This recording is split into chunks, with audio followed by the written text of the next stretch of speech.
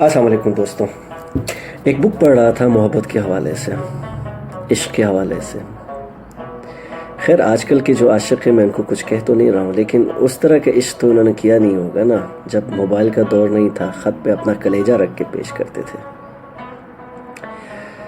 اور اتنی ڈیپلی کسی کے ساتھ آپ عشق کرو اور وہ آپ کو کہے کہ بس میرے خط، میری تصویریں یا جو وقت ہے وہ مجھے واپس کریں، پھر کیا فیل کریں گے؟ تو جون ایلیا صاحب کی بہت ہی خوبصورت اشعار انہی خطوں کے حوالے سے۔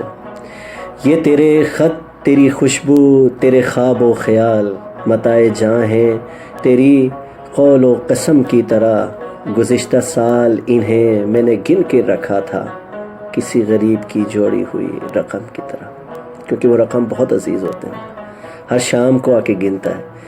اور یہی کیفیت اس محبوب کی ہوتی ہے کہ نہ دھوپ دیکھتا ہے نہ کوئی اور چیز دیکھتا ہے، بارش سب کچھ صرف اس انتظار میں کھڑا ہے کہ کب کھڑکی کھلے، اس انتظار میں کھڑا ہے کہ کب یہاں سے گزرے،